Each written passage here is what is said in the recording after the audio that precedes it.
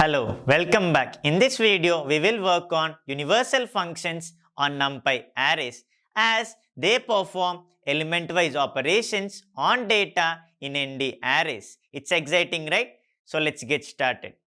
So we have understood how does random numbers can be generated even in NumPy with the help of random function, right? We have used the random keyword and we have also worked on some basic arithmetic operations, understood how does broadcasting plays a vital role. Now let's shift our focus into the other part of how does NumPy arrays can be worked on some universal functions along with statistical functions. So first let's work on some universal functions. Actually, what do you mean by these universal functions? It's simple.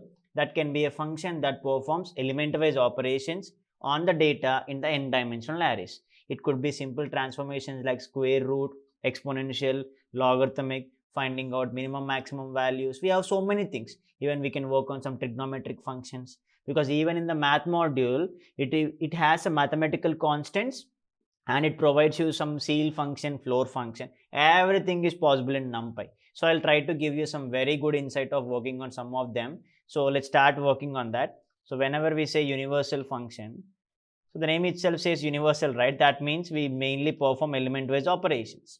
So universal functions are the functions. They mainly perform element-wise operations. So that is very important takeaway which you should take up. When you go for statistical functions, they are used for statistical analysis like finding out mean, variance. We have all those things coming up in the next video. So now we'll work on these universal functions. So finding out the square root, exponential. So they perform element-wise operations on the data in n-dimensional arrays, in ND arrays. So whether it can be 1 dimension, 2 dimension, it can be anything. So let's start working on that. So first what I'll try to do is I'll take a very simple example of storing the data in the format of a range. So ARR is equal to np.arrange. So you already worked on a range function, right? So what does a range function will throw you? It returns evenly spaced values within a given interval. So what I try to do is I just take the interval as 10. I just take my value as 10. So that it starts at 0 and ends at 10 minus 1. So I just want to have only one dimensional array because I could easily represent. I could show you when I perform square root, exponential. It will be easier, right? So how do you perform it? We just throw it up like this, np dot. We just go for the first universal function, which is square root. So what does square root will throw you? See, x values of whose square roots are required, out none. See, n-dimensional array location in which the result is stored. Where we'll also work on the where function. So first we'll try to give np dot square root of ARR. So square root of 0 is 0, 1 is 1, square root of 2 is 1.414, because even in the math model we have this square root function, because NumPy is the main fundamental package for scientific computing, so that it includes all these mathematical functions also. So you need not worry about it. So once you have the square root, you can also go for exponential, which includes np dot exponential. So if you want to get suggestion, you just wait for a while. Np dot, it will throw you the dialog box, np dot exponential of, you can pass your array same. That will generate your exponential values. E power 0 is 1 and e power 1 is 2.71, right? Then you can also go for some logarithmic values, whether it is log base 2 or natural logarithm, whatever it is. See, when I write log, you have all of them.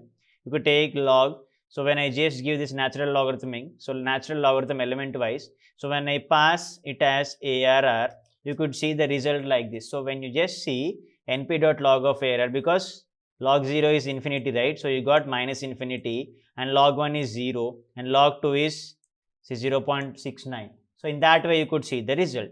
So that's how these element-wise operations perform, and you can just make sure you get you can go for any other ceil functions, math functions which we have already seen. You have worked on all of them. If you are not aware of, just make it very simple. Just help of math, you get the list of all functions. Then you can just make sure, because NumPy works on all of them. So I want to just revise whatever very important things which you already know, because even if you want to go with the log base 2, you just make sure np dot, when I gave log, it will just throw me suggestion log. So if you want to work on log base 2, just throw this and pass your input. So base 2 algorithm, and these values will differ, right? So it is same, minus infinity and 0, log log base 2 is 1 and log base 3. Log base 2, log 3 value is 1.58 and you can see the values being changing. So this is how you could generally work on. And even if you want to get some maximum values out of it, we can throw it, because when I give ARR, this is my one-dimensional array. What is the maximum value in it? You know it is 9. So we have a function like this, np dot, you can take max function. So np dot max will throw you, return the maximum of an array, right? So if I give ARR, what is the maximum value we have? It will throw you 9, right? The same, if you want to get minimum value, you can just go for np dot min. So np dot min will throw you the minimum value. So in this way you could just work on. But what happens if you have two arrays or multiple arrays? Then also you have one more thing. So for that, what we'll do is, I'll go for two-dimensional, or when we just try to make it, why can't we go for using random generator? Yes, we'll go for it. np dot random dot, I want only positive values. I just take random dot randoff. Let me try to give the shape here. So I'll try to give my shape something like whether I include 3, 4. Okay. Now if I want to give print of x, so when you print of x, you could see the array size 3 rows and 4 columns. Right. In this way you give. Suppose even if you want to take another array like y is equal to np dot array of, just you want to pass in the same way 1, 2, 3. So you want to give same format, you could just go for it 1, 2, 3, 4, and I'll give 7, 8, 1, 5, and then I want to throw 5, 7, 8, 1. It's up to you what you like to throw. Then I want to get the maximum and minimum values on both of them. So when I give print of y, you could see. Now how do you get, if you try to give np dot max, it takes only one array. So if you have multiple arrays, then it would be very much better to go for maximum and minimum functions. That is maximum of and minimum of. So when you maximum of and minimum of, these are the two functions where you can use, because these also comes under universal functions, but we are using multiple arrays, so these comes under binary universal functions. Unary universal function in the sense, I can use only one array and I can get square root, exponential, ceil, floor, square root, trigonometric functions. You can get all of them, right? In the same way, if you want to have multiple arrays, you can use this. So you can get maximum of it. So how do you get maximum of it? You can go for np dot, you throw maximum. So if it will try to give you suggestion np dot maximum of, it will give you element wise maximum of array elements. It will compare both the arrays. So I want to compare x comma y and I want the maximum values in each and every row values or each element wise, because if you compare, you could see all of these are maximum only, because this is where you generated rand, you get only positive numbers. But if I generate random, I could see minimum, right? I could get minimum values from that. So I could get positive, and I thrown here some, just an array with 3/4 shape. And now if I go for maximum, I could see some difference in maximum, because only these. So 1 minus 0.2 and 1. So 1 is larger, 0.9 and 2. So 2 is larger. But when you go for minimum, you could see some difference. np dot, when you throw np dot, you could get minimum, min. So when you type minimum, of, you could compare both the arrays x comma y, and you could see the result. You could see you get from this, because whenever you compare minus 0.212 and 1, so this is the less value, 0.9 and 2, this is the lowest value. So in this way you could see how do you get the maximum and minimum values. This is what I wanted to throw. So now these are some of the binary universal function, and even we can go for the same thing when we want to use the division modulus, right? So there is a function in math module like this. Suppose, let me try to show, import math. Even this is out of box, I want to show it. Math dot, we have a function called as modf. So math dot modf of, if I give 5.6, it will generally throw you the integer and fractional part. That's where even we have the same thing in NumPy arrays. So for that reason, what I could do is, I would like to throw a very simple array which includes random, and I want to just multiply it. like this np dot, because the more multiple examples you work, you'll just expose to it. So I just wanted to take numpy dot np dot random dot rand. Let me take both positive and negative random of, suppose I want to give 7. That means you generate some 7 values and I want to multiply them with 5. I can do it like this. You need not worry, you need not go for second step. You could get every value multiplied with 5, because if you generally remove this, the values will change and you get 7 values, 1, 2, 3, 4, 5, 6, 7. Whenever you see e minus 0, 1, that is a negligible value, and I want to multiply them with 5, just for a normal case, so that I could get some result. And now what I try to do is, because if I give any floating point number, when I try to use ModF, I want to break that thing into fractional part and integral part. That's where I use ModF function, where I want to just break into, it generally throws you, it returns the fractional and integral part of floating point. So it generally throws you a fractional and integral part of floating point array. That is very important key takeaway which you want to take, floating point array. So that is the reason I have just multiplied with 5, so that you could clearly see some floating point values and integral values. Then what I could try to do is, as you will get two variables, if you directly pass like this, something like np dot modf of, you directly throw arr, you could see two arrays formed over there. See, this is array 1 and this is array 2. This is integral part and this is fractional part. That is the combination of minus 6.38 is split into minus 6 point and minus 0.38. Right? To make it very easier, what I should do, I'll assign two variables, something like this, like remainder comma whole part, so that is the remainder, that is fractional part and integral part. Then automatically you could see the result. So remainder will be assigned like this. When I press remainder, you could see minus 0.38, and when I enter whole part, you could see. That's what generally, for easy understanding, I'm just throwing it. Sorry, it's WHOLE, whole part, not remainder. Sorry for that. So whole part is basically minus 6, and the remaining is minus 4 point, minus 7 point. So this is how you see ModF function. So this is another universal function where we try to get the fractional part and the integer part, right? Then we also have some other things, like where we can find out the sum, where we can get the maximum values. We have already seen we can get the cumulative sum, cumulative product along with the comparison. So for that, what I'll try to do is, let me try to give an array with one dimension like this, np dot, and this all comes from universal function only. When I give 1, 2, 3, let me write in a single step. Suppose if I want to get a dot sum. So when I give a dot sum, you try to see what is the sum in it, 1 plus 2 plus 3. That's a very simple thing, where you can go for the remaining things also when you wanted to just go for comparison operators, or if you want to just go for binary add, multiplication. That's very simple. This is one dimensional array. When you go for cumulative sum, that's where cumulative sum and cumulative product, this becomes a very important part when we start working on it, because these play a very vital role. Cumulative product, it's cumulative PRO. That means one by one, side by side. So what I should try to do is, I'll give a dot cumulative sum. See, when you throw it, return the cumulative sum of the elements along the given axis.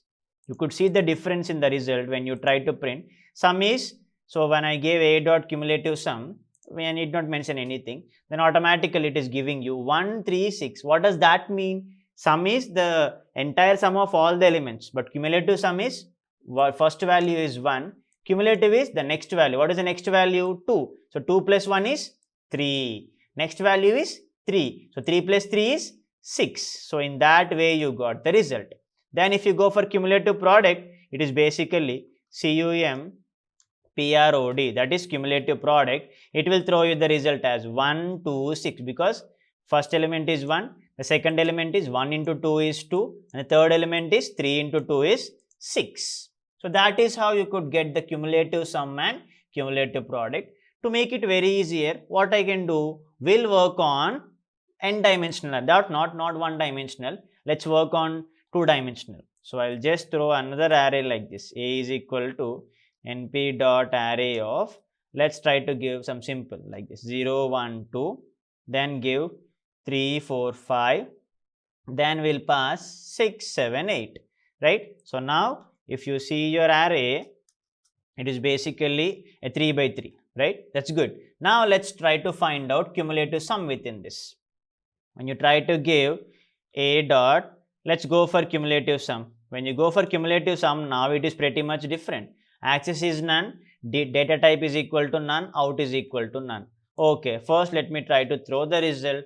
What it gave me, it's one dimension, 0. Very good. So 0, the next element is 1. Side by side, it is along the, so default the axis is basically when you try to see the result, axis is none. We did not mention any axis. So it is going side by side. 1 plus 2 is 3. Next one is 3 plus 3 is 6. 6 plus 4 is 10. 10 plus 5 is 15. You are just carry forwarding it. But if you mention the axis a dot cumulative sum of, if you want to go axis wise, that is axis is equal to 0, that is row wise, then you could see a 3 by 3. 0, 0 plus 1 is 1. 1 plus 1 is, you just get 0, 0 plus 1, 1, 1 plus, and you get the same result, right? But the next thing you go, you gave it as axis 0, right? That means you see the first element 0 and the second element is 3. So that means you are going row wise, right? And when I am telling it axis is equal to 1, that will be column wise. It's 0 and the next element in the second row is 3. So 0 plus 3 is 3 and the next element is 3 plus 6 is 9. So come to the second column, just go row wise. When you say row wise, that is you are making in this way. That is row wise is vertical, horizontal is column wise. So to make it very simple, let me use the paint tool. Always remember when you are going axis, suppose this is 0, 1, 2, 3, 4, 5, 6, 7, 8. Let me just erase this, right? So now let me just use it. So 0, 1, 2, 3, 4, 5, 6, 7, 8. Because when we gave axis equal to 0, we are going row wise. Axis equal to 1, this is column wise. So 0 plus 3 is, 0, 0 plus 3 is 3 and 3 plus 6 is 9. Just finish the same thing in the axis wise. So now when you go for axis equal to 0, you got this. But when you go for column wise, just make sure you mention axis equal to 1, then you get your desired result. So what is the desired result? 0, 0 plus 1 is 1, 1 plus 2 is 3, that is column wise. That means when you try to go for column wise, what is a column? You get 0 and the next value is 1, that is 0 plus 1 is 1 and 1 plus 2 is 3. The next thing is 3, element is 3, 3 plus 4 is 7, the column wise. So always remember axis 0 is rows, axis 1 is columns. So rows in the sense, people think that is they go this way, but you should always remember when you are using rows, go in the vertical way. When you are using columns, always go in a horizontal way. That is very, very important takeaway in NumPy arrays, right? The same thing you can go for cumulative product. When I go for cumulative product of axis is equal to 0, I'll mention axis is equal to 0, then you get the desired result according to row wise. Just check it, and if you can give same thing when you go for axis equal to 1, that is column wise, you could get the result. That will be automatically shifted because you are going column wise. So row wise is vertical, column wise is horizontal. So these are all some of the universal functions which we could work, and where it depends on whether we are working on a single, that is unary function, which includes square root, exponential, logarithmic and math module functions and trigonometric functions. When you go for binary, which includes maximum, minimum, all these things, right? Finding out the cumulative sum, cumulative product, right? So these are all very important functions when we are working on arrays, right? So in the next video, we'll just work on statistical functions, but make sure you need not remember any one of them. Just declare arrays and try to work on them, because when you're working on arrays, they perform element-wise operation, that is vectorization. That's where we have taken the concept from broadcasting and we are just carry forwarding the same thing. So make sure in the next video we'll be working on statistical functions. Keep practicing. Any queries, I am there to help you out. Never hesitate to raise queries. I'll be there to guide you. So in this video we have worked on different universal functions as they are simple element-wise transformations. In the following video, we will work on statistical functions on NumPy arrays. Thank you. I hope you have enjoyed watching it. If you have liked our content, please do hit like button and do subscribe to our YouTube channel for more useful content and exciting updates. If you want to learn such practical content at an affordable cost with Microsoft certification and instructor support, please register at academy.codegnan.com. You can also download app from Play Store as Codegnan. Never hesitate to raise queries in the comment section and please do reply with your suggestions for more practical videos. We'll be happy to come up with it. Thank you.